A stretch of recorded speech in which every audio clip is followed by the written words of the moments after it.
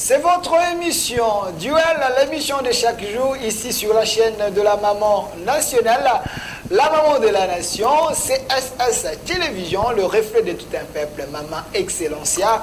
Nous vous disons comme ça, merci à vous parce que vous montrez plus l'intérêt par rapport à votre émission Duel. Aujourd'hui, nous avons les castings voulus par vous parce que il a été réclamé, hein, ça fait quelques jours, il ne venait plus dans cette émission, il est habitué de cette émission. Lui s'appelle Monsieur Claude Ngoma, lui qui est du Nouvel Élan.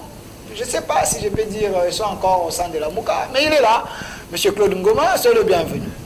Merci beaucoup mon frère Delphin, et je dirais également bonjour à nos débatteurs, le DG Takizala, et M. Ganzi qui va venir dans quelques minutes. Et à la grande équipe technique qui est derrière les caméras, je leur souhaite aussi bonjour. Et à tous les téléspectateurs qui se sont rangés devant leur poste de télévision sur cette grande émission, le Duel. Et surtout jusque-là, vous vous confirmez encore. Merci à M. Claude Ngoma, mais il y a une sous-question là, vous n'avez pas répondu. Ah oui. Vous êtes toujours de la Mouka ou le mariage est l'année du bon? Du divorce est consommé. Non, non, nous sommes toujours dans la Mouka, mais il faut comprendre que, comme dans toute famille africaine ou dans toute plateforme politique, les sensibilités ne manquent pas. Et qu'aujourd'hui, il y a des divergences qui règnent entre les deux leaders qui gèrent la plateforme de la résistance qui est la Donc votre président Mouzitou et Martin Fayoulou, le président de l'ESID. Oui, c'est quoi le vrai problème? Parce qu'apparemment c'est vous qui créez trop de problèmes. Nouvel Élan, vous vous sentez mal à l'aise au sein de la Mouka? On vous a débauché ou bien comment? Soyez plus clair avec le public. L'opinion doit retenir que la Mouka c'est l'œuvre d'Adolphe Mozito. Vous dites? La Mouka, c'est l'œuvre d'Adolphe Mozito. Okay. Et c'est Mozito qui a donné du contenu à cette plateforme de la résistance. Et que le camarade Martin Fayoulou est venu après et rejoindre ces grands bateaux qui est la Mouka en Afrique du Sud. Vous voyez? Mais car cela ne tienne, la Mouka aujourd'hui est composée essentiellement de deux grandes formations politiques dont je cite Nouvel Élan et ESID. Mais il y a aussi Lissanga Bonganga. Vous les mettez où il est? Non, Lissanga Bonganga, c'est une personnalité, mais il n'a pas une formation politique. Mais il a été ministre. Oui, il a été ministre, mais là, et au sein de la Mouka, il est comme personnalité. Okay. Il n'a pas une formation politique. Et qu'aujourd'hui, il y a des divergences graves. Pourquoi? Parce que le camarade Fayoulou est allé nous créer, donc voilà, cette histoire de bloc patriotique. Et c'est ça ce qui nous a dérangés. Pourquoi? Okay. Parce que nous ne pouvions pas... C'était le nez du problème. C'est le nez du problème parce que nous, étant génitaires de la Mouka, trop jaloux de la Mouka, nous ne pouvions pas accepter cette façon de faire. Et que la Mouka est là tout fait, tout flamme. Mais voilà, le camarade Martin Fayoulou va mettre en place le bloc patriotique. Et c'est ça ce qui nous a dérangés. Pourquoi? Parce que nous ne pouvions pas accepter de nouer des alliances avec ceux-là qui ont volé la victoire du peuple, ceux-là qui ont organisé ce chaos électoral de 2018. Et c'est aberrant aujourd'hui que nous puissions composer avec ceux-là. Donc, Nouvel Élan, et avec l'initiateur du parti Adolphe Mozito, nous sommes toujours du côté du peuple et nous défendons la victoire du peuple. Merci à M. Claude Ngoma. Je précise qu'il est cadre du Nouvel Élan, parti cher à l'ancien Premier ministre, à M. Adolphe Mouzitou, un ancien candidat à président de la République, mais il avait vu sa candidature même aller à côté au profit de Kizenga, à moins que je me trompe. Mais quand même, c'est un leader dans notre pays, quelqu'un qui réfléchit avec ses tribus, et vous savez, nous venons d'un grand voyage où nous avons fait pratiquement 680 km de route. La nationale numéro 16, c'est une route complètement abandonnée depuis les années 80. La nationale numéro 16 n'existe pas. Voyez-vous, et ici je demande au gouvernement de pouvoir s'atteler un peu de manière, si pas à nous construire cette route avec l'asphaltage, mais au moins qu'il y ait des tracteurs qui paient gratter. On va en parler. Parce que c'est une route stratégique qui relie le Bandundu au Congo central. On va en parler. En partant de la province de Kwango, en passant par le territoire de Kimvula, atteindre le village de Ngidinga et à la sortie de Kisanto.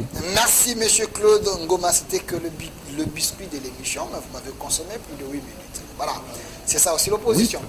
Alors, nous saluons la présence de Monsieur Gandhi. Vous pouvez faire votre entrée, c'est pas un problème, prenez place. Alors, de l'autre côté, nous avons la présence du DG Mathieu Takizala, l'homme qui est sur tous les plateaux, le grand plateau de Kinshasa, pour présenter son offre, ses idées. Vous êtes DG du SAG, spécial auto garage, vous êtes entrepreneur, économiste, diaspora, un Congolais des pères et des mères. Alors, Monsieur Mathieu Takizala, soyez le bienvenu. Déjà, je vous remercie. Je vous remercie d'abord, vous savez, ce n'est pas tous les jours on a des invitations. Et d'abord, l'adrénaline de cette émission, c'est duel. Duel, ça veut dire qu'entre le journaliste et ses invités, ils essaient un peu d'analyser et d'apporter des ingrédients scientifiques pour la République démocratique du Congo. Ça veut dire que ça fait presque 36 mois que je suis à Kinshasa avec ma petite personne. Le souci, c'est quoi? Maintenant, 62 ans, la discipline économique dans la culture congolaise a été toujours laissée dans la partie des amphithéâtres. Alors, il y a une génération des acteurs économiques qui étaient extrêmement importants dans l'espace public. On peut citer les Tani, les Dokolo, les Kinkansebu, et ainsi de suite. Mais après, la nouvelle génération n'a pas compris qu'il fallait faire la continuité des aînés. Et nous sommes venus avec une initiative autour de l'ingénierie parce que si vous ne maîtrisez pas la technique, si vous ne maîtrisez pas l'ingénierie, le pays va avoir des difficultés pour se développer. Donc, alors, cet diagnostic nous a poussé à mettre une plateforme de réseautage des entrepreneurs et des investisseurs en République démocratique du Congo. Pourquoi? Parce qu'aujourd'hui, nos amis politiques qui sont en face, vous allez voir qu'eux, avec nous, c'est comme si des frères ennemis, or que la politique avec l'économie marchent ensemble. Donc, et puis, ceux qui sont dans le monde des affaires, c'est pareil. Or, normalement, il faut concilier. Concilier aussi ceux qui sont venus d'ailleurs, parce qu'actuellement, en République démocratique du Congo, les groupes des lobbies économiques qui sont dans notre pays ne cohabitent pas avec les autochtones. Normalement, il faut avoir une interface, des connexions qui va permettre aux entrepreneurs venus d'ailleurs et aux politiques de ce pays et les représentations diplomatiques qui sont en République démocratique du Congo, parce qu'avec les enjeux de l'ère actuelle, la crise d'Ukraine, l'inflation qui est devenue règle aujourd'hui, ainsi de suite, et que le Congo, dès Kinshasa, nous pouvons être aussi une alternative pour permettre aux économies mondiales de se retrouver, et en particulier l'économie de la République démocratique du Congo. Donc en quittant ce plateau, les éminentes personnalités du bord de l'économie, les entrepreneurs, on va se réunir sur un hôtel de l'espace de Kinshasa, sur la place Kalina, parce que c'est là où les affaires, le centre des affaires de Kinshasa, c'est l'espace Kalina. C'est ça. En fait, l'individualité n'a jamais payé. Je crois que l'économie, on le fait avec ce qu'on appelle créer un système, créer un réseau. Tous les acteurs doivent s'échanger pour que nous puissions avancer en République démocratique du Congo. Merci à M. Mathieu Takizala, DG de l'entreprise spéciale Auto Garage. J'avais annoncé la présence de M. Gandhi qui est ici avec nous. C'est un Congolais, il aime bien les débats républicains, il ajoute un plus à la construction de son pays. Il est là avec nous, prenez le micro, M. Gandhi. Alors, soyez le bienvenu. Merci bien. Merci à toute votre équipe technique, à la direction et à vous-même de me faire confiance et de m'inviter pour participer au débat démocratique, comme tu le dis si bien. C'est ça qui peut faire avancer. En passant, je dis bonjour à mes co-débatteurs. Claude Ngoma, du Nouvel Élan, et puis Mathieu Takizala. Takizala, je connais, je l'ai déjà rencontré notamment dans d'autres médias. Et je soutiens fermement ses idées. Pas seulement les idées, aussi ça et ses pratiques au niveau de la mise en place de groupes économiques pour que ce pays avance. Donc, pour qu'on arrive à nous en sortir, comme il a si bien dit, il ne faut pas qu'il y ait un combat entre ceux qui viennent de la diaspora et ceux qui sont ici. Il ne faut pas qu'il y ait un combat entre ceux qui étaient en entreprise à l'extérieur, qui viennent s'implanter ici. Au contraire, il faut s'associer pour donner un bon fruit. Dans ce sens-là, je dis, je soutiens. Ok, merci à M. Gandhi d'être là avec nous. C'est parti pour ce débat. Le débat d'aujourd'hui, quelle politique urbanistique pour le développement de la RDC? Ça, c'est la première question. Quelle politique urbanistique pour le développement de la RDC? Et la deuxième question, l'armée congolaise, face au M23, la conquête de Bunagana est-il possible? Ça, c'est la deuxième question. L'armée congolaise, face au M23, la conquête de Bunagana est-il possible? Nous avons deux questions principales pour cette émission, mais je demande à M. Freddy, qui est là à la réalisation, Papa Freddy, si je peux prendre la photo de M. Pius Mwabilou, qui est le ministre de l'urbanisme et habitat en RDC. Donnez-moi sa photo ici derrière, j'aimerais bien voir cette photo. Par rapport à cette question, M. Gandhi, gardez la parole. Je commence avec vous. Alors, vous avez suivi hier, il y avait la pluie. Oui. Kinshasa était devenu inhabitable, comme l'enfer. Alors, on se pose la question, est-ce que Kinshasa est d'abord urbanisé? Oui, partiellement. Okay. Dire que Kinshasa n'est pas urbanisé, ce n'est pas reconnaître les efforts qui ont été faits avant les indépendances. Kinshasa a été urbanisé par rapport aux Belges. Les Belges ont urbanisé cette ville, c'était une des meilleures villes d'Afrique. Que j'avais interviewé à l'époque à Paris, un musicien camerounais qui est déjà mort. Il disait que Kinshasa, c'était Poto Moyindo, c'était l'Europe de l'Afrique noire. C'est en la personne de, comment il s'appelle encore, j'oublie le nom, mais pour dire que c'était urbanisé. Il s'avère qu'après les indépendances, avec tout ce qu'il y a eu comme exode rural et des concentrations dans les grandes villes, notamment Kinshasa, on n'a pas su essayer de voir comment aménager ou réaménager la ville par rapport à l'évolution de la population et aux besoins de la population. Dire qu'il n'y a pas de politique urbanistique, ce serait aussi trop dire. Les politiques urbanistiques ont été vues et corrigées, revues et corrigées. Il y a eu des plans d'aménagement de la ville plusieurs fois, différents gouvernements, depuis 60 jusqu'à ce jour, au moins depuis 65. Mais il s'avère que ça reste lettre morte. C'est dans les tiroirs. Tous les ministres viennent, ils veulent toujours laisser leur empreinte, sans pour autant faire en sorte ce qu'on appelle la continuité de l'État. Prendre ce qui existait, qui a été fait, l'améliorer, ou ce qui n'a pas été fait, le faire. C'est ce qui a manqué aux autorités congolaises. C'est ce qui fait que moi, souvent, je fustige les autorités en disant on est dans un État qui n'est pas un État réel, qui est un État factice. Pourquoi un État factice? Il existe par le fait qu'il y a un gouvernement, il y a un territoire, il y a une population, et puis il y a une reconnaissance internationale. Au-delà du droit international, au-delà de normes internationales, l'État n'existe pas sur le plan politique, administratif. Pourquoi? Puisque l'administration qui devrait être le socle de la République de l'État, cette administration n'existe pas non plus, ou s'il existe, il est inefficace, inefficiente, chancelante, avec un personnel pléthorique comme le gouvernement d'ailleurs et le Parlement, où il n'y a pas d'efficacité, le service aux usagers est mal en point. Comment voulez-vous, dans un État qui n'a pas d'administration, qu'on puisse voir les choses s'améliorer, aller de l'avant? Ce qui arrive à Kinshasa... Quand vous dites qu'il n'y a pas l'administration, j'ai l'impression de croire que même le ministère n'existe pas. Ben oui, c'est-à-dire que l'administration... Monsieur Lazik, la photo, s'il vous plaît. Je commence, l'administration, c'est quoi? C'est le fait de gérer... Bilou, s'il vous plaît. Le fait de gérer, d'administrer. Est-ce que c'est administré? Si c'était administré, on ne serait pas dans des situations de confusion comme nous avons vu hier. On ne serait pas dans des confusions qu'on voit ici au niveau de la circulation, où n'importe qui roule n'importe comment, où la police, au lieu d'être là pour réguler la circulation, est là pour pouvoir mettre des pièges aux gens, pour pouvoir leur soutirer qui de 10 000 francs, 20 000 francs. Il y en a qui demandent en moyenne 2 casiers de biens. Vous avez vu ça dans quelle république? Voilà, merci.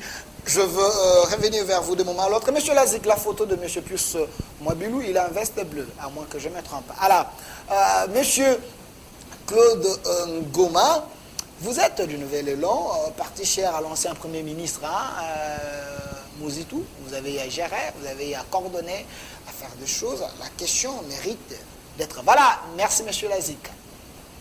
Est-ce la RDC ou la capitale Kinshasa est urbanisée? Si oui, comment on peut vivre ces spectacles désolants à tout moment si elle a plu.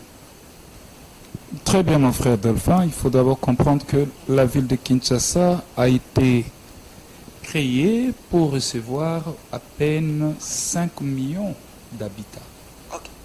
Mais qu'aujourd'hui, nous sommes à plus de 10 millions. 500 000 habitants, okay. Voilà. Moins d'1 million. Donc 500 000, merci Tagizala, 500 000 habitants. Vous voyez? Et que quand vous voyez déjà cette démographie toujours croissant, et les politiques devaient accompagner en termes de construction et d'aménagement. Mais malheureusement, les politiques ont échoué jusque-là. Parce qu'aujourd'hui, quand vous prenez la ville-province de Kinshasa, parlons de la ville d'abord de Kinshasa, et puis je vais évoquer d'autres villes. Hein. Okay. Mais uniquement la ville de Kinshasa, nous occupons à peine 10% de l'espace. Donc 90% restant, c'est quasi inhabitable. Inhabitable. Mais maintenant, est-ce que le gouvernement est en train de penser à l'extension de la ville de Kinshasa? Délocaliser. Oui, parce que c'est une situation. Par exemple, le Nigeria l'a connu aussi. D'autres pays aussi du monde. Et c'est ça ce qui a fait que le Nigeria puisse avoir Lagos à Abuja comme une extension de la ville. Oui, seconde ville. Oui, seconde ville. Et ici, nous avons Maluku, qui est quasi inhabitable. Mais que voilà, le gouvernement peut se doter cette vision de pouvoir construire une nouvelle ville dans cette partie de la République. Dans 10 ans, 20 ans, 30 ans. Oui, ça va s'inscrire dans le cadre de grands travaux. Mais jusqu'au jour d'aujourd'hui, il n'y a rien qui s'est fait encore dans ces domaines. Raison pour laquelle, aujourd'hui, quand vous voyez la ville de Kinshasa, il suffirait qu'une plaie dans la ville de Kinshasa, vous allez voir comment nous sommes exposés dans des maladies. Nos enfants n'en parlent même pas. Vous voyez? Et encore, cette ville de Kinshasa, c'est une ville embouteillée. Pourquoi? Parce que tous, le matin, nous nous réveillons pour se diriger vers le nord. Ainsi de suite. Et le soir, tous nous retournons. C'est une ville qui n'est pas décentralisée en termes d'administration, en termes d'affaires. On avait quand même un ministre ici, il avait fait son temps à la tête de ce ministère, le ministère de la décentralisation, monsieur Roubérois. Vous pensez qu'un intellectuel comme lui n'avait pas pensé? Non, ici chez nous, nous avons une très mauvaise dynamique. Okay. C'est nous d'éclater des portefeuilles, voyez, au profit des politiques, tel que le sujet d'aujourd'hui. Okay. Ailleurs, nous ne pouvions pas avoir 2 ministres ou 3 ministres dans ce secteur. Okay. Pourquoi on doit éclater? On donne l'aménagement du territoire, on le fait un portefeuille. On prend l'habitat, on le fait un portefeuille. On prend l'affaire foncière. Non. Oui, oui. Ça devait être le sous dans un ministère. Mais oui, dans un ministère. Pour une cohérence. Mais aujourd'hui, voilà, pour satisfaire les appétits politiques des politiciens. Les quotas des uns et des autres. Voilà, on va éclater. Le partage du gâteau. Et quand vous éclatez comme ça, vous réduisez même la vision. La force même. La force même. Voyez-vous? Et donc, si vous voyez aujourd'hui la RDC, mais la RDC n'a pas évolué. C'est un pays qui garde cette configuration post-coloniale. Prenez la ville de Kinshasa. C'est une ville qui répond encore, qui garde encore cette configuration coloniale. Parce que nous avons une ville cadrée par des camps. C'est comme à l'époque, il y avait Kalina. Pour atteindre Kalina, de ce côté, vous avez les camps... Quand le Fungula, quand Kokolo et Ndole, voilà. Vous voyez? Donc, 62 ans, nous qui avons hérité ces pays, on n'a rien fait. On n'a pas innové. On n'a pas évolué. Et ça, ce n'est que Kinshasa. Mais prenez d'autres villes, prenez d'autres provinces. Tout à l'heure, je vous ai dit, la nationale numéro 16. Est-ce que le ministre de urbanisme et habitat, ou même des infrastructures, c'est mieux, des infrastructures. Voilà, Willy non, c'est lui, comment il s'appelle? Le nom va venir. Le nom va venir. Mais est-ce que, dans sa vision, cette route est reprise? Non, je ne vois pas. Alors que c'est une route de soit 680 km qui relient des provinces, le Bandundu et les Bas-Congo, la nationale numéro 16. Mais on n'en parle pas. Même depuis Kabila, on n'en parlait pas. Merci. Oui, je vais revenir vers vous parce que la question principale est là. Quelle politique urbanistique pour le développement de la RDC? La RDC est tellement grande, mais on prend d'abord les cas de Kinshasa parce que nous vivons ici, dans la capitale. Monsieur Mathieu Takizala, DG de l'entreprise spéciale Autogarage, les sujets vous concernent aussi parce que même hier, on a vu les véhicules avaient du mal à marcher. On a même vu l'eau partout. Les véhicules étaient... c'est comme si c'était des poissons maintenant dans la ville de Kinshasa. Pensez-vous qu'il y a manque de la politique ou il n'y a pas la bonne continuité? Parce que le gouvernement se succède, mais apparemment la vision n'est pas perpétuelle. La ville est composée avec des acteurs. Le problème est quand vous regardez la ville de Kinshasa, les autres acteurs ne sont pas pris en considération. Vous voulez dire quoi? Quand vous prenez une ville moderne, 21e siècle, il se migre. Micro. Moi, je me rappelle en France, on avait ce qu'on appelait à l'époque les espaces marchands qui étaient avant les zones industrielles. On avait des rues piétonnes. Rues piétonnes, ça signifie que vous allez mettre le véhicule en dehors de ce rue pour aller faire l'échange commercial avec commerçants. Après un moment, les rues piétonnes, le véhicule ne rentrait pas. L'activité économique était concentrée à l'intérieur de l'enveloppe de la ville. Et qu'est-ce qui s'est passé? Il fallait maintenant migrer la ville avec le concept des supermarchés et les centres commerciaux. La ville, ce n'est pas uniquement la politique. La ville, c'est l'activité économique. La ville, c'est l'activité culturelle. La ville, c'est l'activité routière. Prenons Paris. Paris s'est migré avec ce qu'on appelle le périphérique, le contournement de la ville. Ça veut dire que nous, à Kinshasa, avec le politique directeur de l'époque, le contournement de la ville, c'était ce que vous appelez poids lourd et bypass. Mais est-ce que la ville actuelle que nous construisons, nous tenons d'abord compte des impasses, où ils peuvent rentrer, où ils peuvent sortir? Elle n'est pas régulée, cher Delphin. La ville, ce n'est pas uniquement une cité doctoire. La ville, c'est aussi une cité professionnelle. Vous avez une ville de 20 millions d'habitants ou 15 millions d'habitants, mais vous n'avez même pas 4 zones d'activité économique. Il y a déjà un problème. Il y a un problème. Ça veut dire que nous avons, partons dans une configuration de 4 districts. Logiquement, dans chaque district, on devait avoir une zone d'activité économique. Voilà. Et les zones administratives aussi. Parce qu'aujourd'hui, on ne peut pas, pour avoir un papier ou un passeport, il faut venir uniquement au niveau de centre-ville. Vous comprenez? Donc ça, déjà, la ville ne migre pas. Le nombre des entreprises qui sont aujourd'hui dans la ville de Kinshasa, prenons les 2 zones d'activité que le colon a laissées. Limité Kingabois et limité industriel. Vous voyez, est en train de fistrer. Là où il y avait des usines, maintenant c'est quoi? C'est des maisonnettes des gens. Donc on ne tient pas compte que dans la ville, on doit avoir une activité économique. Prenons même l'espace Kalina. Il y avait des coins, on voyait des industries. Mais vous voyez qu'en ce moment, on pilule quoi? Des immeubles habitables. Vous comprenez? Donc ça, déjà, la ville ne se migre pas vers les réalités de la ville du 21e siècle. La ville coloniale, il y avait le chemin de fer. Vous comprenez? Mais regardez le chemin de fer à l'ère actuelle que nous faisons cette émission. La ville coloniale, à l'époque, l'assainissement, ce n'était pas uniquement l'artère publique. Il y avait aussi des acteurs privés. Nous, dans notre jeunesse ici, moi j'ai connu par exemple un acteur qui était important pour l'assainissement, qu'on appelait Zaïre Autoservice, qui faisait le transport de masse et qui faisait aussi l'assainissement de la ville. Et il était partout au niveau de la République démocratique du Congo. Mais aujourd'hui, regardez le collecte, rien que des ordures. Il y a combien d'entreprises dans le 4 districts de la ville de Kinshasa? Il y a déjà un problème.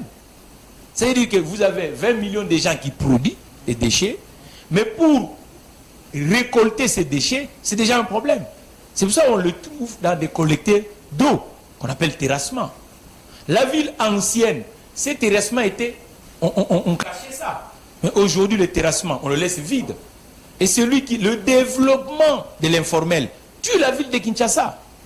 Parce que dans l'informel, qu'est-ce qui se passe? La personne, quand il ne sait pas que là où moi je vends, je dois avoir un endroit où je dois jeter les déchets. La ville ancienne, il y avait ce qu'on appelle police d'hygiène. Il y en a encore aujourd'hui, police d'hygiène, où on vérifie, monsieur, vous avez jeté, ramasse ça. Il y a des contraventions pour la salubrité dans la ville de Kinshasa.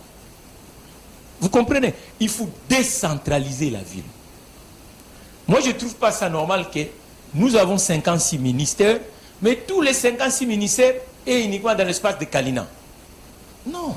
Alors, monsieur... Donc, partageons la ville à 4 parties, et dans chaque 4 parties, on doit nous donner l'activité économique, l'activité administrative, l'activité culturelle, l'activité sportive, ainsi de suite. La ville ancienne va la nuit sur la place 7e mairie. On jouait quand on était enfant ici, au basket. Mais la nuit, c'est transformé au buvette informelle. La ville ne peut pas s'arrêter à 16 heures, chers compatriotes. La ville s'arrête à 16 heures. Il y a des jours avec mes employés, je disais, observez les entreprises de mes collègues venus d'ailleurs. Ferment, il y en a ceux qui sont dans la distribution, ferment autour de 20h, 20h30. Mais les entreprises où les Congolais sont le propriétaire, à 15h, l'entreprise est fermée. Vous voyez que la ville ne migre pas. La ville doit migrer. Alors, merci monsieur. Mathieu Gizela, je vais donner la parole à monsieur Gandhi. C'est Gandhi qui avait commencé. Voilà, je donne la parole à monsieur Claude Ngoma. Donnez-moi la photo de monsieur Molendo Sakombi, ministre des Affaires foncières. Oui. Molendo Sakombi. Alors, quelle est sa part dans cette histoire, monsieur Claude Ngoma? Moi, je pense ici, ce n'est pas attribuer de fautes ou de responsabilités à des personnes ou à des individus. Voilà. Non. Ici, c'est une dynamique liée dans au gouvernement. Voilà. Vous voyez, c'est la vision du gouvernement. Nous ne nous apésatissons pas autour de personnes. Vous voyez, parce que c'est le gouvernement, nous avons un Premier ministre qui conduit la politique du gouvernement. Voyez-vous? Et tout ce que nous sommes en train donc voilà, d'échanger ici sur ces plateaux, c'est pour donner aussi de la matière à nos dirigeants. Au gouvernement. Au gouvernement. Et donc, aujourd'hui, nous ne pouvions pas parler du développement en RDC sans d'abord parler de la construction. Okay. Vous voyez? Parce que tout doit passer par la construction. Et donc, moi je dis, le plan urbanistique pour la RDC doit d'abord passer par l'interconnexion de nos provinces. Nos provinces ne sont pas interconnectées. Et il n'y a pas moyen qu'il y ait un boom économique en interne. Alors que la RDC, lui seul, constitue déjà un grand marché économique. Plus de 120 millions d'habitants, et que si nous avons des industries, nous-mêmes nous serons capables de consommer nos propres productions. Voyez-vous? Et cela doit passer forcément par l'interconnectibilité de nos provinces. Il faudrait qu'il y ait des échanges économiques. Il faut relier les provinces. Il faut relier les provinces. Parce qu'avec les tracés coloniales, nous avons 50 000 km de routes ordinaires. Nous devons avoir, qu'est-ce que je dis, 50 000 km des routes ordinaires, mais jusque-là, nous n'avons construit que 5 000. Vous voyez, les routes à dessert agricole, 38 000 km de routes, mais jusqu'aujourd'hui, 0 route construite. Vous voyez, le rail, c'est à 67 000 km de rail. Ça, c'est selon les tracés coloniales. Mais 62 ans après, nous n'avons rien construit comme rail, nous n'avons rien construit comme route à dessert agricole. Vous voyez? Et donc là, il n'y a pas moyen que nous parlions de développement. Mais alors que si les gouvernements, par l'effort du président de la République, M. Félix-Antoine Tshilombo, mettaient en place la politique des grands travaux, c'est alors que nous pouvions aider notre pays à développer. Parce que si nous dotons notre pays... Il y a le programme de 145 secteurs, on va en parler, on va en placer un mot sur ça. Mais restons d'abord sur... Voilà. Ça, c'est une bourde. Restons d'abord sur son apport, parce que s'il y a un problème urbanistique dans la ville de Kinshasa, il y a aussi un autre problème de vente des terres. La manière où on vend les terres dans la ville de Kinshasa pose aussi problème. Donc on vend les espaces aux gens là où les gens construisent là où ils ne peuvent pas. Donc, ministre Molendo Sakombi et les ministres Pius Mabi dans leur ministère, ils doivent quand même se mettre ensemble pour décider, pour éviter les pires au petit peuple. Voilà pourquoi je dis, quelle est sa part, son rôle, le rôle de son ministère. Parce que nous voulons que les choses changent. Quelle politique urbanistique pour le développement de la RDC à Kinshasa? Mais non, si nous devons parler de la politique urbanistique, d'abord nous devons pointer du doigt au ministère d'aménagement du territoire. il y a M. Guy Luando. Vous voyez? Mais quant à Molendo Sakombi, lui, c'est un administratif, il ne s'occupe que du papier. Voilà. L'affaire foncière. Est-ce que lui ne peut pas vérifier? Avant que je vous donne, il a ses experts, vous achetez où? L'endroit, ainsi de suite. Non, là, c'est ce que moi j'appelle ce désordre qui règne, c'est l'expression du faillite de l'État. Okay. Vous voyez, l'État n'est pas organisé. Vous voyez, parce que si nous étions organisés... C'est quand même fort, on nous suit partout dans le monde. Mais je vous dis... Vous jetez l'opprobre à la RDC. L'État n'est pas organisé. Ça, nous devons nous habituer à se dire des vérités. Okay. Pour que nous puissions construire notre pays. Le Congo, mon pays, ne sera construit que par des idées. Et à côté de ça, il faudrait qu'il y ait des vérités. Je ne voudrais pas ici pointer du doigt au gouvernement Sama. C'est une situation qu'ils ont trouvée. Héritée. Et ça, là, ça date depuis Mobutu. Et dans 5 ans, dans 4 ans, on ne peut pas bouger les lignes. Non, c'est question. Ils sont là comme des observateurs ou comme des travailleurs? Non, c'est question que c'est des questions importantes, M. Ngoma. Il faut aider la nation. Monsieur Delphin, ici, c'est question que le gouvernement définisse le grand travaux.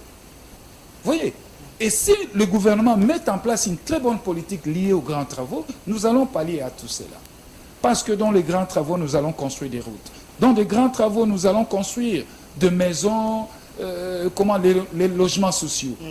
Et à cela, monsieur le ministre Guy Luando aura maintenant à faire. Parce que c'est à lui de nous produire l'aménagement du territoire. Quel plan pour la nouvelle ville de Kinshasa? Quel plan pour la RDC dans 50 ans, 60 ans, un siècle?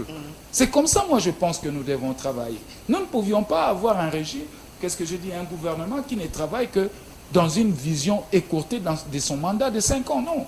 Nous sommes dans le principe de continuité des affaires de l'État. Il faut avoir une vision à long terme. À long terme. Donc, pensez à un modèle d'un Congo moderne dans 50 ans. Mais quand vous donnez les documents à quelqu'un qui se pointe devant vous, il dit ça va, j'achète ici derrière la station, vous dites ok, pas de problème, vous lui donnez les documents, il a tous les droits de construire. Et la canalisation peut-être d'eau ne respecte pas, ça pose problème. Voilà pourquoi j'ai dit, est-ce la manière que les gens construisent dans la ville de Kinshasa? Ce n'est pas aussi un problème. Si c'est un problème, qui leur donne les documents? C'est là où moi j'ai dit. Qui leur donne les documents? C'est là où moi je l'ai qualifié de l'expression du faillite de l'État. L'État a le rôle d'organiser la société.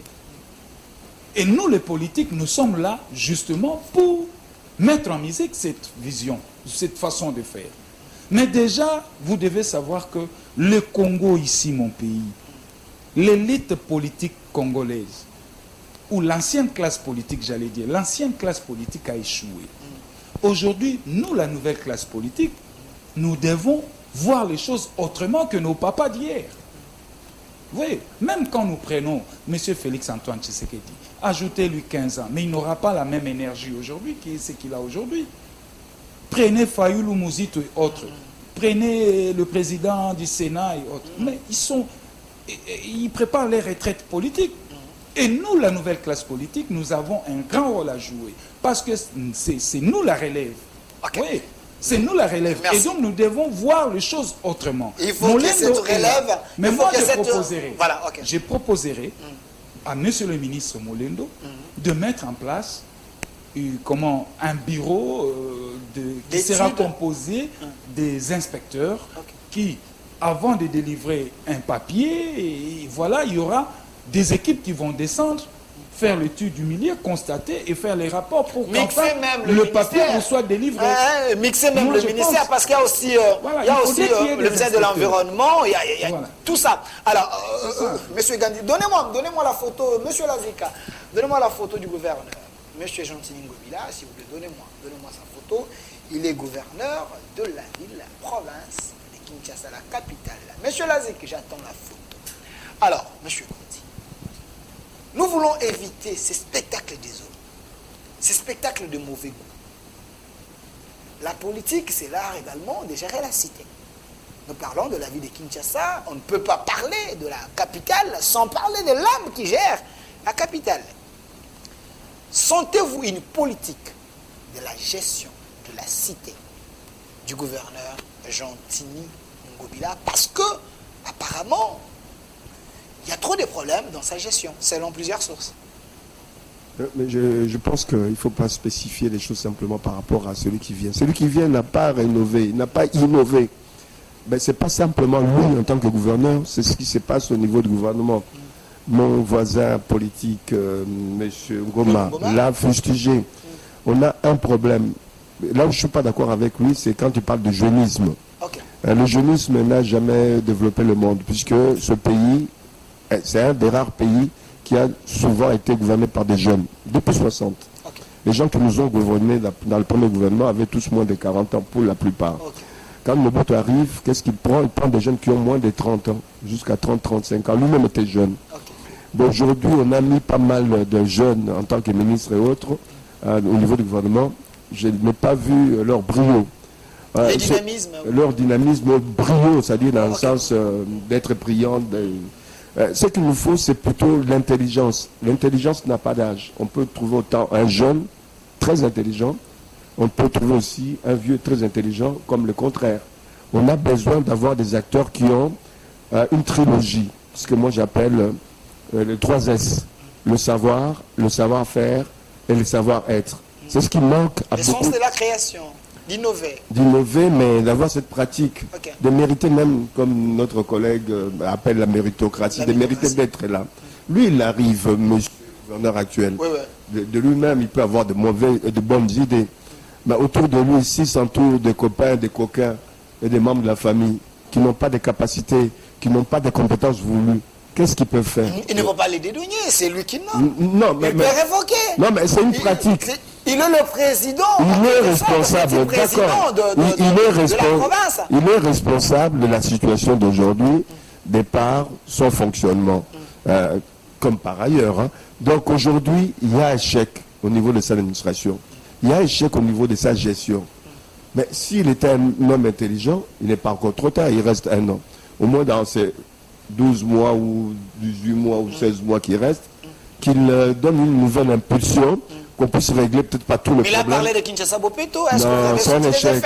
Excusez-moi, c'est un échec. Si 4 ans il n'a pas pu, vous pensez que dans une année, il même avec les mêmes, on n'est pas contre un Ngobila, mais on analyse. Mais avec les mêmes, il ne peut pas arriver. Même avec les mêmes administrateurs qu'il y a dans des communes. Quel est le rôle du bourgmestre aujourd'hui? Que font les bourgmestres dans nos communes? Parce qu'on va chercher le gouvernorat, c'est la ville, c'est la coordination. Les bourgmestres, qu'est-ce qu'ils font? Le chef du quartier, qu'est-ce qu'ils font? Le chef de rue, qu'est-ce qu'ils font? Il faut une synergie dans toutes ces responsabilités. Il y a absence de responsabilité à tous les niveaux que ce soit. S'il n'y a pas de responsabilité, on regarde, tout le monde regarde sur tout le monde, etc. Est-ce qu'ils ont d'abord conscience de leur tâche? Mais c'est là le problème, savoir ce qu'ils font, ce qu'ils sont, savoir avoir les compétences voulues et savoir être. Ils sont là pour parader, on leur donne des jeeps, Ngobila, 5 jeeps s'ils rentrent chez lui ou s'ils vont au boulot, etc. On voit des gouverneurs qui peuvent aller seuls avec une voiture, Jean Ketch et autres. On veut quelqu'un de compétent, on ne veut pas quelqu'un de voyant. Il peut aller au boulot en chemise, puisque c'est le premier ouvrier parmi les ouvriers, les premiers travailleurs de la ville. Donc il faut vraiment redéfinir les différentes fonctions de la tête aux pieds. Vous avez parlé ici de, comment s'appelle? Le ministre Molendo. Le ministre Molendo. Je pense que notre ami Ngoma a raison. Il faut créer une certaine cohérence. S'il n'y a pas de cohérence, Molendo peut tout faire. Il y aura toujours des problèmes qui vont se poser ici. Il faut redorer le ministère de l'aménagement du territoire. Donner toute la responsabilité à notre ami qui a l'aménagement. Guy Luando, qui semble être quelqu'un de mieux placé, qui a le savoir, le savoir-faire, voire même le savoir-être. S'il prend tous ces ministères-là, habitat, affaires foncières, voire même environnement, il chapeaute tout ça, on arrivera à avoir des fruits et des résultats. Mais il y aura aussi un problème de partage parce que la classe politique elle est plurielle. Il faut donner les quotas à tout le monde. Je vais revenir vers vous. Monsieur Lazek, donnez-moi l'image de la ville d'hier après la pluie. Donc c'était terrible avant que le DG puisse prendre la parole. J'aimerais bien avoir ces images ici parce que hier j'avais des larmes aux yeux. Quand j'ai regardé mon pays, la capitale, je me suis dit, où en sommes-nous? C'était terrible. Donnez-moi, voilà l'image de la ville Venise, c'est devenu le premier ville comme le Venise de l'Afrique. Voilà, monsieur Mathieu Takizala, prenez le micro. Prenez le micro, monsieur Mathieu Takizala. Ça, c'est la ville. Si vous voyez, il y a, je ne sais pas si c'est la fête des bouteilles. Donc, on voit partout, vous voyez. Quoi faire? Quoi faire pour éviter ça? Vous savez, au début de mes propos, qu'est-ce que j'ai dit? Que la ville... Mettez-vous debout, c'est pas un problème. Au début de mes propos, j'ai dit que la ville, ce sont des acteurs qui composent la ville. Ok. Ça veut dire dans des municipalités sérieuses, on ne peut pas lotir un lotissement sans associer des acteurs. Vous voyez les anciennes maisons délimitées, même la toiture, tous sont identiques. Pourquoi? Ce sont des professionnels, des promoteurs immobiliers ou qui construisaient. Ça veut dire les acteurs, c'est le promoteur immobilier, le cadastre, comme l'administration, et l'industrie financière. Vous n'êtes pas censé ignorer qu'on ne peut pas prétendre avoir une ville moderne lorsque 3/4 des gens qui habitent dans la ville ne travaillent que du bord de l'informel. C'est extrêmement difficile parce qu'il n'y aura pas le financement. Une maison pour construire, on associe les acteurs. Lorsqu'un lotissement se fait, ce n'est pas quelqu'un qui a acheté 2-3 hectares pour faire la culture de maïs, mais bizarrement, comme ils ont vu à des maisons qui se construisent dans le coin, il devient le professionnel des ventes de parcelles. Ça, c'est déjà des vrais problèmes. Et vous remarquez que la ville de Kinshasa, on ne prépare même pas où on va mettre les usines, où on va mettre les galeries marchandes, où on va mettre le stade, où on va mettre l'école. 60 jusqu'à aujourd'hui. L'université de Kinshasa, on devait avoir 4 sites dans la ville de l'université. Ce n'est pas normal que celui qui est à Tiangou doit traverser toute la ville pour aller à l'université de Kinshasa. C'est ça, repenser la ville. La ville, on ne peut pas repenser uniquement par un ministre. Tout seul, il n'arrivera pas. Le ministre doit avoir des acteurs. La politique du gouvernement. Il doit avoir des acteurs. Il doit avoir des acteurs sectoriels. Une ville sans financement, sans travail solvable, sans les gens qui construisent des maisons. Automatiquement, qu'est-ce que vous allez attendre? Vous allez avoir tout ça. Une ville sans les entreprises qui font l'assainissement. On va avoir tout ça. Mais nous avons Kinshasa peut-être avec le gouverneur, non? On a construit une usine ici à Limité, ici, où on amène le plastique de bouteilles. Kinshasa est... Voilà l'effondrement de la maison. Kinshasa, c'est une ville, 3e mégapole africaine. Il y a le cœur, le Lagos et Kinshasa. Kinshasa est plus vaste que la ville de Paris. Si vous reprenez uniquement les sociétés qui construisent des maisons à Paris est supérieure que ceux qui sont à Kinshasa. On ne peut pas parce que vous avez l'argent et vous commencez à construire n'importe quoi. Pensez-vous que ceux qui ont fait le plan directeur de la ville de Kinshasa, qui ont construit Kitambo, qui ont construit Lemba, qui ont construit, étaient des idiots? Non, regarde ce que nous faisons. Là où il y avait des maisons devaient se limiter ici, mais vous partez à R4, R5, R8. Maintenant, l'eau va partir où? Comment vous allez gérer l'eau? Le centre de triage de tous ces objets, une ville de 20 millions d'habitants, il n'y en a pas 4, il n'y en a pas 10.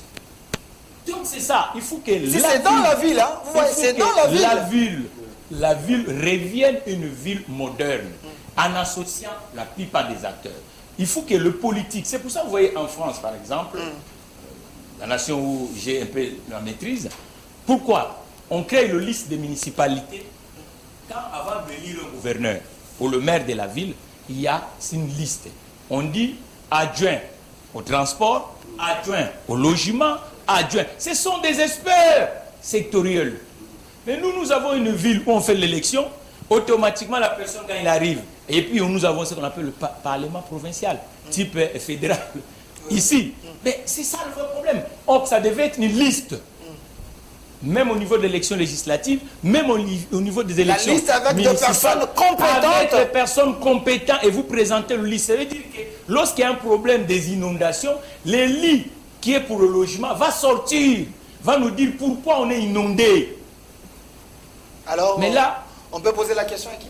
Dans le gouvernement d'Ngobila? Ben, il faut... Non, mais c'est ce que nous disons. Vous voyez là le vrai problème. La ville de Kinshasa doit avoir un porte-parole. Lorsqu'il y a un problème et ces messieurs sortent, ils parlent. Le porte-parole, ce n'est pas le gouverneur. Vous comprenez? porte-parole du côté de l'entreprise, porte-parole du côté des scientifiques, porte-parole du côté culturel, porte-parole du côté industriel. Parce que lorsque cette ville est comme ça, c'est des énormes manques à gagner économiques. Merci, où monsieur personne n'a évalué. Et là, on regarde, on constate. Mais vous savez, ça, on perd combien de milliards? Rien que l'eau qui a tombé hier. Et le ministre de l'Environnement... Ça détruit des maisons, ça détruit des commerces, ainsi de suite. Des maladies, des épidémies aussi, parce que l'eau ici aussi transporte également de fléaux terribles. Madame F. Bazaïba, elle aussi doit faire quelque chose. Je la vois en train de faire de son mieux, mais les Congolais souffrent. Les Congolais sincèrement souffrent. Alors, rentrons du côté de la réalisation. On prend la publicité, nous allons revenir pour essayer de replacer un mot et puis parler de la situation de l'Est. Sur la chaîne plutôt de la maman nationale à la maman de la nation, maman Excellencia. Vous êtes là avec le DG Mathieu Takizala qui est ici avec nous, DG de l'entreprise spéciale Autogarage, Saga, il est là. Également de l'autre côté, M. Claude Ngoma, un scientifique de mon pays, il est du Nouvel Élan, parti cher à l'ancien Premier ministre Adolphe Mouzit, l'homme des tribunes, l'homme qui propose à la nation les bonnes idées pour que la nation avance. Également de l'autre côté, M. Gandhi, un vrai républicain qui réfléchit dans les sens du développement de son pays, la RDC. On parle d'un sujet important, quelle politique urbanistique pour le développement de la RDC à Kinshasa. Et aussi la deuxième thématique d'aujourd'hui, l'armée congolaise face au M23, la conquête de Bunagana est-il possible? Terminons d'abord la première question. Monsieur Claude Ngoma, gardez le micro. Alors, dans ces cas ici, c'est vrai, nous avons des problèmes. C'est vrai, la situation est telle qu'elle est. Donnez-moi la photo de Mme F. Bazaïba. Elle est quand même ministre de l'Environnement. Tout ce qu'on a vu, les dégâts, oui. Mais après ces dégâts, la maladie peut venir. Les dangers peuvent être là. Le peuple est en danger. Alors qu'est-ce qu'il faut faire? Mon cher ami, ici, je vais vous dire que la ville de Kinshasa, c'est une ville qui est constamment en danger. Pourquoi? Parce que notre ville est une ville basse, où les eaux sont au-dessus de la ville. Vous voyez? Et quand vous voyez les inondations... C'est très dangereux déjà. C'est très dangereux. Okay. Vous voyez? Et donc nous devons penser à l'extension de notre ville. C'est la meilleure solution. C'est la meilleure solution. Et ça s'impose même. Parce que là où nous sommes ici, s'il y a vraiment la pluie vraiment, vous verrez que même le fleuve ici va déborder. Et toute la ville sera affectée. Vous voyez? Et donc, déjà, gérer, c'est anticiper. Et un acteur politique qui est conséquent, il sait toujours anticiper. Vous voyez? Donc, ici, c'est pourquoi moi j'ai dit que le gouvernement doit s'atteler et à penser dans ce sens pour avoir une extension de la ville. Quand vous dites à penser dans ce sens, est-ce qu'on va imposer au peuple de ne plus acheter ici dans la ville, d'acheter ailleurs? Ça serait comment, la dictature ou bien comment? Parce que là... Non, regardez... Comment y aller pour ne pas créer des tensions aussi? Comment ça se fait? Le plan, l'aménagement du territoire va déjà doit mettre en place, voilà, un plan. Et dans ces plans, l'État lui-même déjà va nous construire des administrations, va nous construire deux marchés, et même si un individu veut aller s'acheter un lopin de terre, il va là où c'est déjà aménagé. Vous voyez, par exemple, vous achetez ici, mais on vous impose, l'État vous impose que ici vous devez construire une maison du type X. Okay. Toiture de telle couleur, pour respecter la norme. Vous voyez, parce que et l'harmonie aussi. L'harmonie aussi. Et ça fait la beauté. Vous voyez, comment voulez-vous? Moi, ma maison est une maison simple. Mais mon voisin vient d'acheter derrière moi, il me construit à 5 niveaux. D'où il n'y a plus l'appel d'air. L'air ne circule plus bien. Conséquence, la nuit, voilà, il y a du chaleur. Vous voyez, tout ça, c'est parce qu'on ne sait pas respecter l'aménagement du territoire. Vous voyez, ça s'impose. Et donc, ici, Mme Bazaïba a aussi sa responsabilité. Vous voyez, tous ces industries qui nous fabriquent le jus en plastique, de l'eau et autres, mais ces usines nous payent aussi des taxes de pollution. Oh, oui, oui. Mais où vont cet argent? Une très belle question. Où vont cet argent? Parce que on se plaint ici, les bouteilles de plastique ici et là, deux fois, ça bouche même, donc voilà, là où l'eau doit passer, les caniveaux. Mais attends, quand déjà... La ville est embouteillée. La ville est embouteillée. Oui, mais quand ces privés vous payent le taxe lié à la pollution, mais ça appartient maintenant à l'autorité politique de pouvoir mettre en place... Orienter.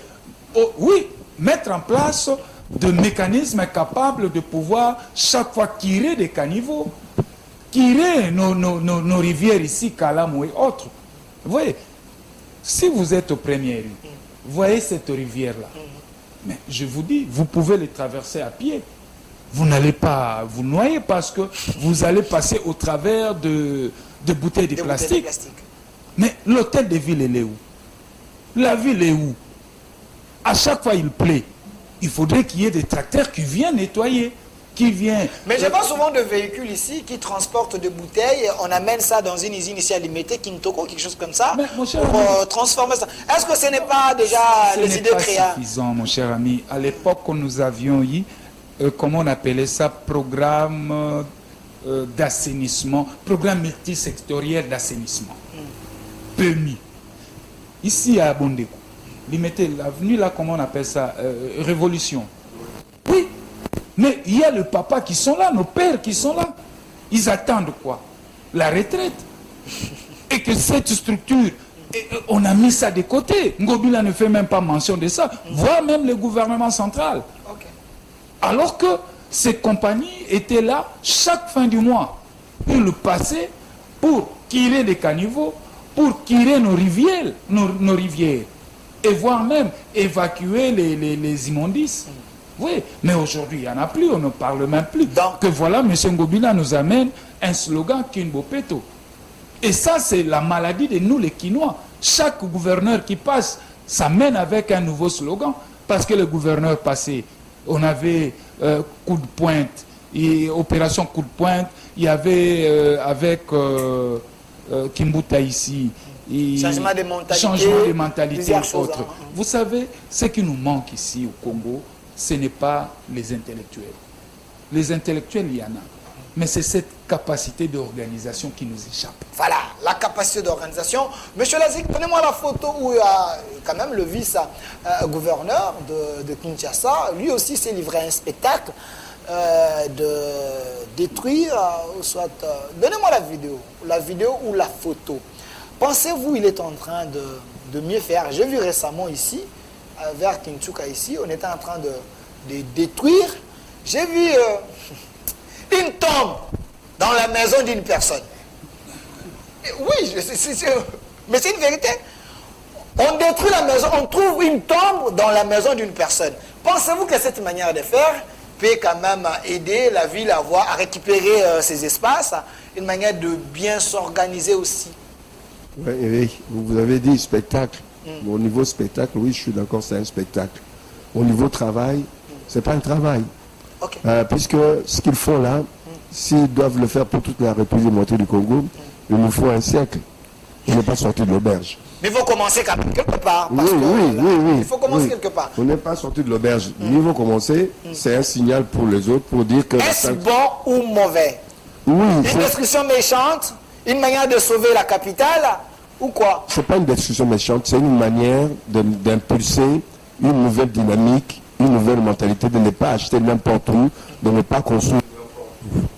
De ce côté-là, je suis d'accord. Mais de l'autre côté, moi, j'ai dit que l'État, c'est pas faire des coups de poing comme ça, ici ou là.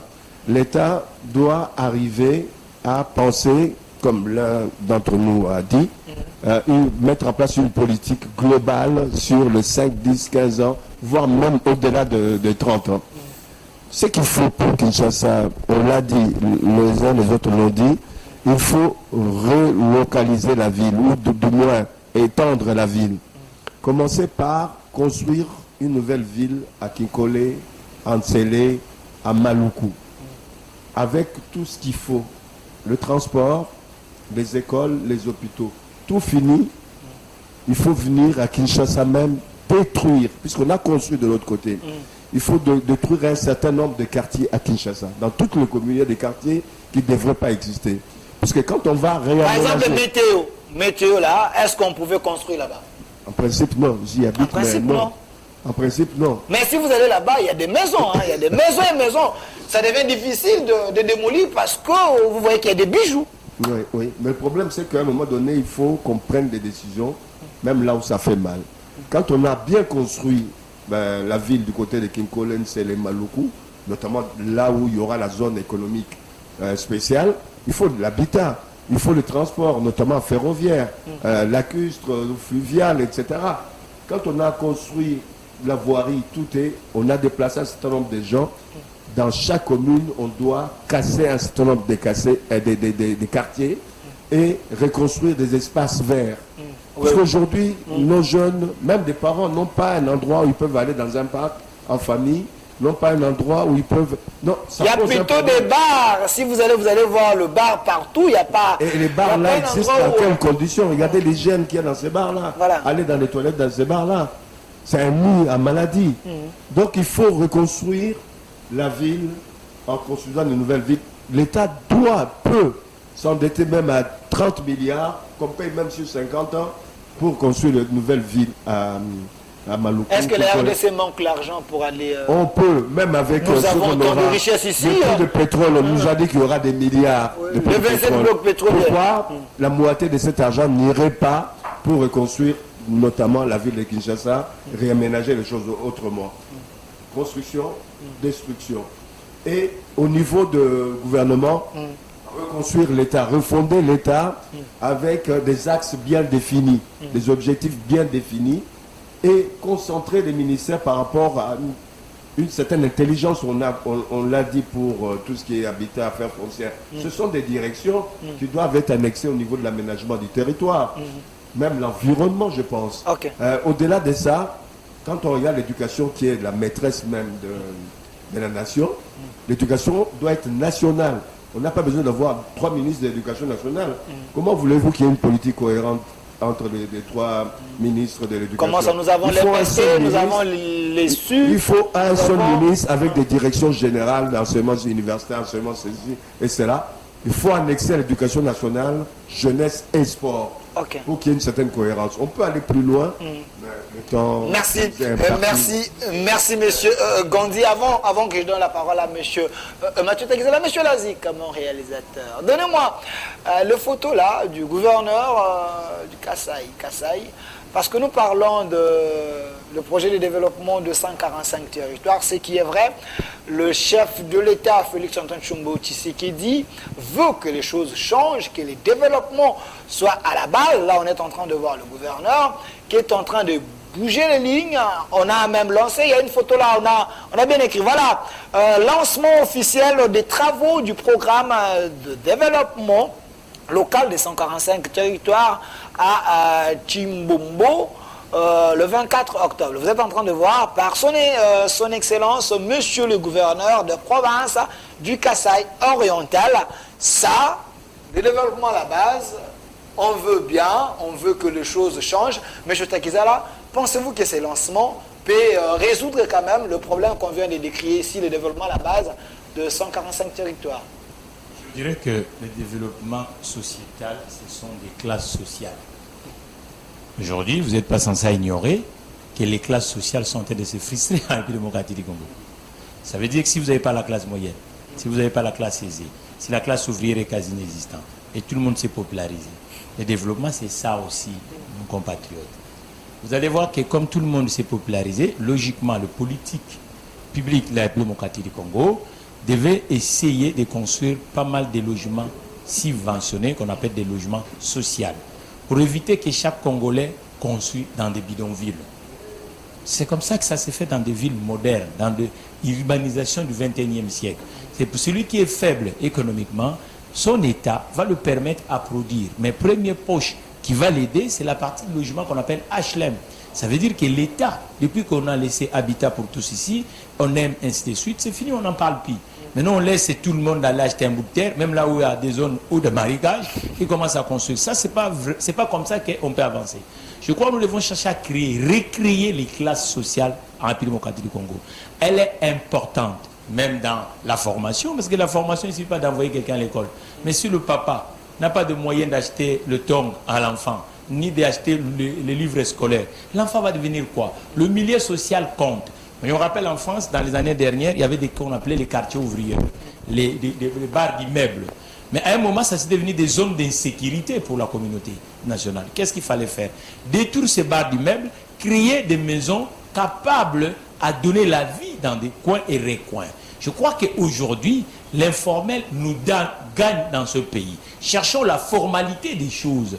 Lorsqu'on va voir bon nombre de gens sans qualification, sans formation, sans profession, ça sera extrêmement difficile pour construire une ville moderne ou les villes modernes en République démocratique du Congo. D'où la nécessité des plans sectoriels. Ça veut dire quand vous frustrez, il faut créer le plan sur l'urbanisation, le plan sur le logement, le plan sur l'employabilité des Congolais, le plan sur ce que nous appelons par exemple le système de financement, parce que laisser tout Congolais garder l'argent, parce qu'il faut donner aussi l'éducation financière aux Congolais. Vous comprenez? Parce qu'aujourd'hui vous êtes là. Si vous n'avez pas une planification vous-même individuellement, et que même on vous nomme quelque part, qu'est-ce que vous allez faire? Vous allez faire la continuité de ce que vous avez l'habitude. Je crois qu'aujourd'hui, il faut mettre des murailles pour que les Congolais comprennent que nous sommes en retard. C'est autour des classes sociales que nous pouvons bâtir la République démocratique du Congo. Merci. Pour renaître les classes sociales, donner des moyens à l'administration, donner des moyens au secteur privé, donner des moyens à l'administration provinciale et les administrations communales, le chefferie. Vous verrez que là, on va commencer à construire une société avec des citoyens qui peuvent nous rendre service. Parce que là, il n'y a pas. Il faut canaliser les gestes. Il faut faire des sortes, parce que vous dites le territoire. Le territoire a un sens s'il y a l'entreprise. Okay. Le territoire a un sens s'il y a une administration. Le territoire a un sens s'il y a une école. Le territoire a un sens s'il y a une prison. Okay. Parce que, et puis les routes. Les routes, ce n'est pas pour rien, on dit route nationale, route départementale, route régionale, ainsi de suite. Et financées par les contribuables du contrée. Je crois qu'aujourd'hui, nous devons chercher à avoir des contribuables, mais créons des moyens solvables pour que nos villes reviennent des villes où bon à vivre. Merci M. Mathieu Tagizala, mais quand même, c'est à noter, moi je félicite, parce que nous on est journalistes, quand on voit une bonne chose, de bonnes actions posées par le gouvernement, nous disons félicitations, surtout si c'est à l'intérêt de la population en général. Ça, moi je pense que c'est un projet encouragé, le lancement officiel de travaux du programme de développement local de 145 territoires. Si ça s'est fait un peu partout dans nos provinces, je pense à la base, il y aura un bon développement, mais en associant également ce que vous avez donné comme normalement, chef Delphin, excusez-moi de vous interrompre. Normalement, quand on bâtit comme ça, vous voyez là, on devait voir aussi les logos des entreprises. Merci. Oui. Le logo des entreprises. Merci. C'est dans et le logo de la Syrie, il est où Sonas? Parce que quand on bâtit, Sonas doit être là. Merci. Alors, merci. Et le logo de sécurité sociale. Alors, merci. Mais nous disons un grand merci d'abord à l'initiateur, dans le gouvernement et les chefs de l'État. Merci. Continuez comme ça. Donc, je pense que le Congo va se développer avec de telles initiatives. Parce que nous voulons que les choses changent, mais il y a aussi un problème. En RDC, M. Ngoma, prenez la parole. Prenons la deuxième thématique. C'est vrai, on n'aura pas assez de temps. Je l'ai fait sciemment. On n'a pas parlé de territoire. Je le fais sciemment. Le temps nous fait défaut, mais quand je vous donne la parole, vous pouvez revenir. Le temps nous fait défaut. Mais je l'ai fait sciemment pour ne pas prendre trop de temps sur la situation de l'Est, parce que les informations de l'armée doivent être au moins filtrées autres. Nous plaçons juste un mot, parce que les ennemis nous regardent. Moi, j'ai un appel du porte-parole du M23 qui me demande de faire passer ces états. C'est pas même possible, je ne peux pas le faire. Donc vous nous suivez, mais la RDC, nous gardons l'espoir qu'on va récupérer Bunagana. Alors, la Congolaise, face au M23, la conquête de Bunagana est-il possible? C'est une question, monsieur Claude Ngoma. Est-il possible?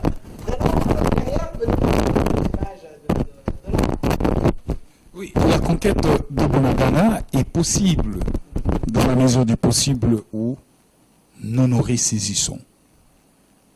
Et ici, moi, je vais m'adresser au président de la République. Monsieur le Président, ayez courage. Monsieur le Président, ayez courage de vous adresser à la nation, restituer l'état de la nation, brosser la situation sécuritaire qui prévaut dans notre pays. Et ainsi, vous allez appeler vos frères, tes frères de l'opposition, parce que l'heure est grave. Ayez ce courage. Ça ne sert à rien d'aller assister dans toutes les tables de négociation. Non. Même aujourd'hui. Non, non, non, non, non. Vous savez ici, monsieur, vous savez ici, monsieur le président doit être sincère envers ses populations. C'est vrai, il a géré, mais il a aussi connu des erreurs. Monsieur Lazik. Il a aussi fait des erreurs. C'est question qu'il soit sincère devant ses populations et de dire... Les images de l'armée, on est en train de parler de l'armée. Et de dire à la population, et qu'est-ce que j'ai dit? D'expliquer à la population la situation sécuritaire qui prévaut à l'est de la République démocratique du Congo. Vous voyez? Et là, il va obtenir l'adhésion populaire. Pourquoi? Parce que M. le Président a brossé la situation de notre pays et que le pays est en train de chavirer, l'air est grave. Voilà, tous nous devons penser le pays, tous nous devons regarder dans la même direction, que vous soyez de l'opposition, que de la majorité, venez vous rejoindre à moi. Je suis le commandant suprême. Vous, les jeunes, venez, allez servir sous les drapeaux. Nous allons constater quoi? L'adhésion populaire, l'enrôlement populaire de jeunes dans l'armée. Comme ça s'est fait en Ukraine? Comme ça s'est fait en Ukraine. Okay. Vous voyez? Mais aujourd'hui, pourquoi cette question de Bunagana, nous le traitons par clivage, avec des clivages politiques? C'est ce que vous Tout pensez? simplement parce que le président n'ose pas les temps. Je vais vous dire, Okay. combien de conseils de ministres tenus uniquement pour parler de l'insécurité à l'est du Congo? Rien. Monsieur le Président, combien de réunions a-t-il tenu avec le Conseil supérieur de l'armée? Pour ne Non, pas mon cher ami, que l'information soit mon cher ami, comment notre armée est infiltrée, alors sur ça, il ne faut pas tout mettre. je vais vous dire, ce que moi je propose au président de la République, à monsieur le président, moi je pense que ça tient la route, dans la mesure où tous, nous devons le soutenir. Et ici, quand je dis président, je ne le vois pas comme président de la RDC, mais je le vois comme commandant suprême de nos forces armées. Comment voulez-vous, 4 ou 5 mois, que le M23 prenne Bunagana? Gère l'administration. Gère l'administration, tout ça. Et ici, le gouvernement ne dit mot. Vous savez, aujourd'hui...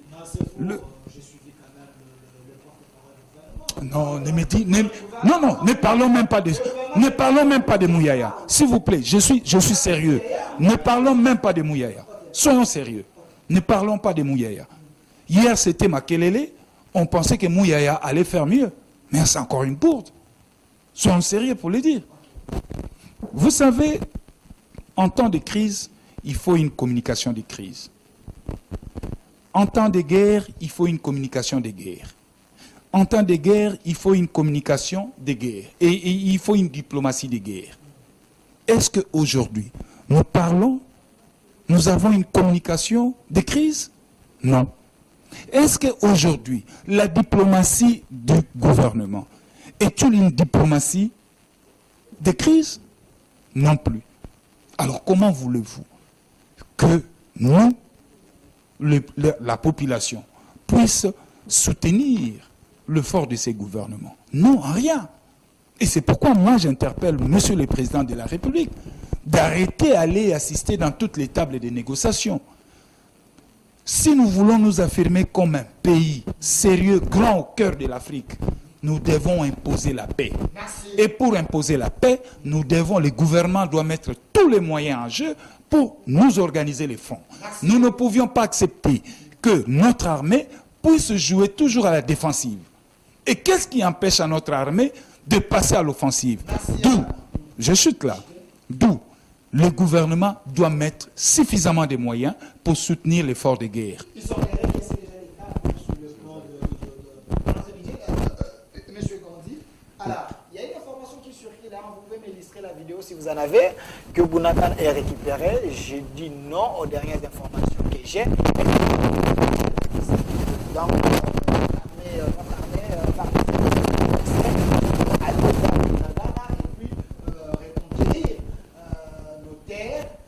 Mais la vidéo ici, c'est une ancienne vidéo. Oui, ce n'est pas la nouvelle. Mais l'espoir est là que l'armée est en train d'avancer pour mettre dehors les ennemis. La première année, le porte-parole du M23 qui m'a appelé, il a dit non, M. Delphin, je m'ai proposé que je veux remettre les soldats de FARDC entre les mains d'eux, mais c'est la bonne volonté que nous voulons que les choses changent. Je dis, ces informations ne me donnent pas des informations parce que vous êtes déjà les traîtres de la République.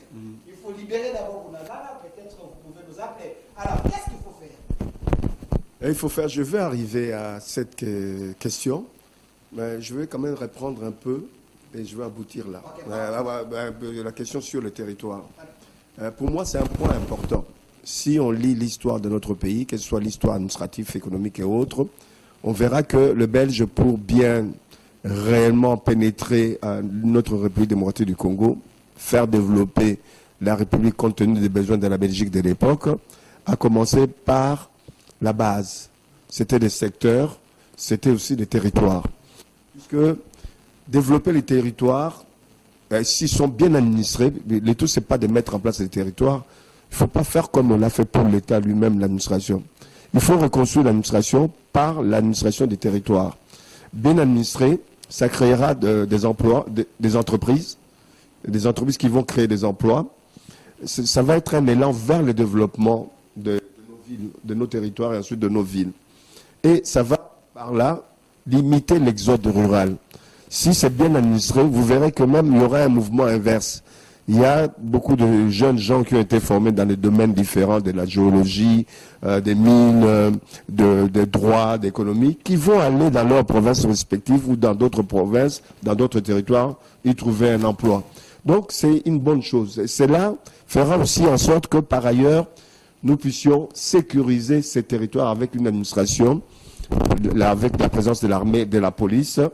Ce sera aussi la sécurisation de nos populations. Pour ne pas qu'on arrive à la situation de Bunagana, où les forces extérieures viennent occuper un territoire, ils vont trouver 24 militaires. Qu'est-ce que 24 militaires vont faire? Donc il faudra faire en sorte de développer ces territoires et avoir toutes les forces vives de la nation, l'armée, la police, les renseignements par l'ANER, etc. Et une administration, et de favoriser l'éclosion des entreprises privées dans les domaines différents. Vous verrez que ce territoire, c'est peut-être un renouveau pour l'avenir de la RDC.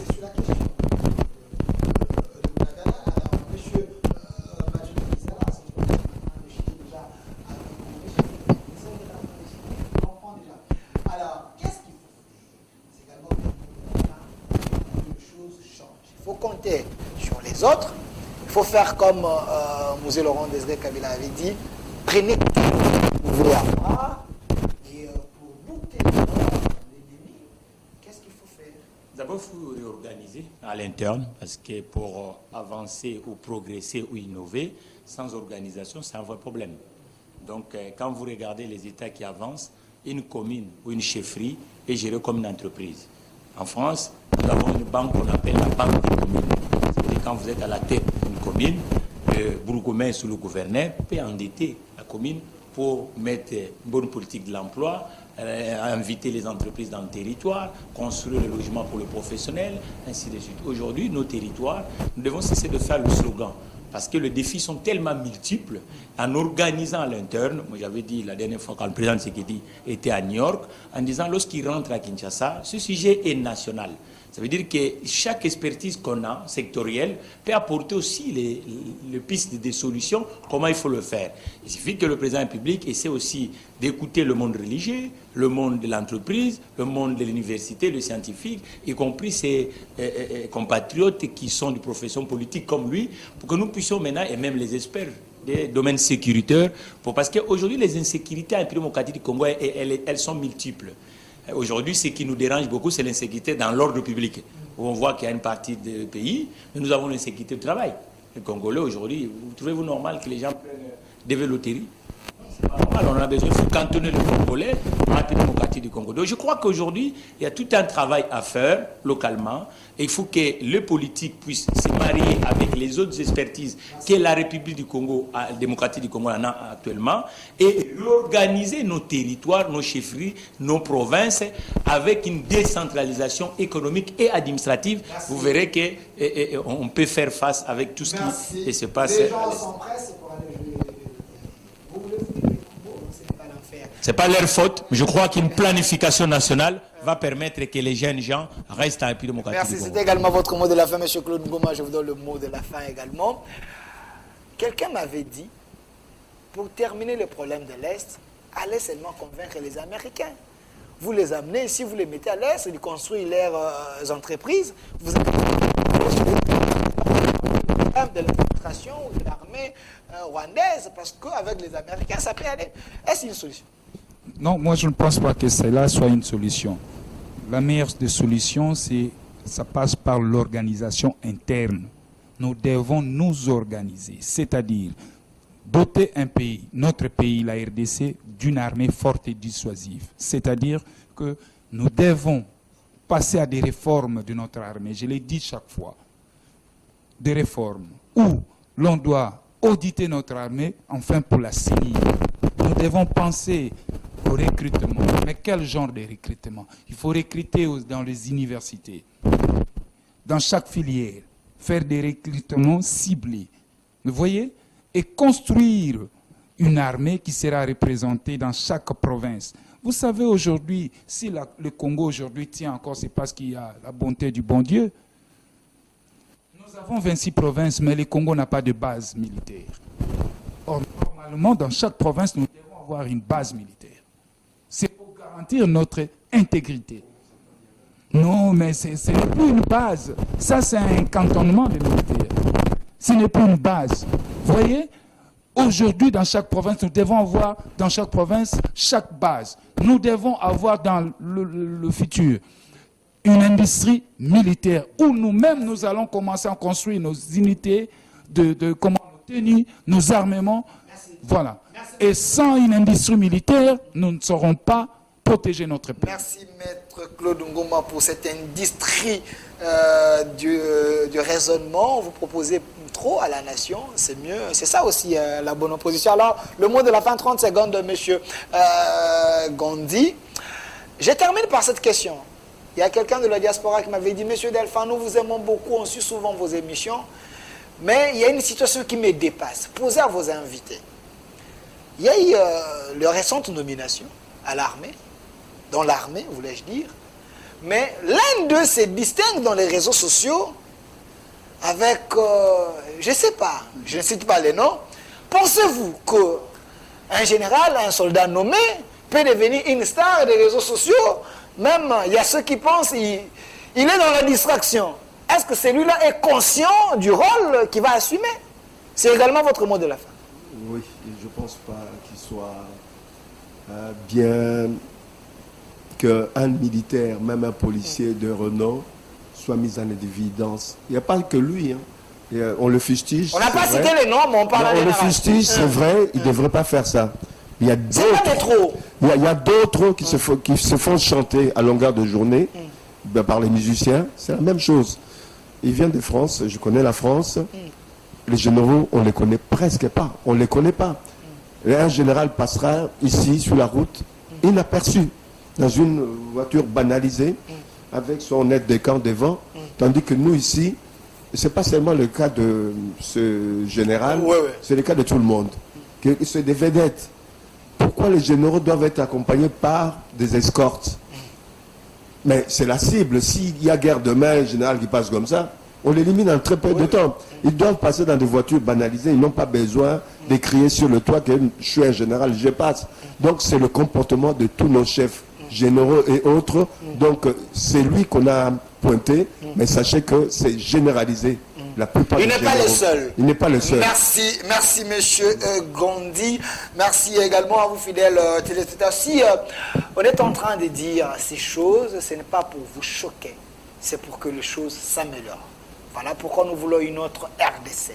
Une autre RDC avec des valeurs, avec les hommes faits pour relever les défis de la RDC. Voilà pourquoi sur ces plateaux, j'étais avec M. Mathieu Tekizala, DG de l'entreprise spéciale Autogarage. Fort, vraiment en proposition. Merci d'avoir été des nôtres. Je vous remercie, Delphin. Vous savez, ce qui est noble à un homme, c'est rendre service à l'autre. Merci. Également, de l'autre côté, on avait la présence de M. Claude Ngoma, un scientifique de mon pays. Il est cadre du Nouvel Élan, parti cher à l'ancien Premier ministre Adolphe Mouzitou, l'homme des tribunes, l'homme qui propose pour que sa nation également avance. Merci d'avoir répondu à notre invitation. Merci également à M. Gondi, un républicain. Il aime bien son pays. Il peut mourir pour... un républicain démocrate, pour ne pas qu'il y ait une connotation de droite. Puisque les démocrates sont de gauche et les républicains de droite. Moi, je suis un républicain démocrate. J'aimerais bien un jour faire un débat sur les idéologies. Hein? Idéologie de Nouvel Élan, un débat comme ça. Mais avec qui? Avec qui? Avec qui? Une bonne question. Il est de gauche. Alors, merci.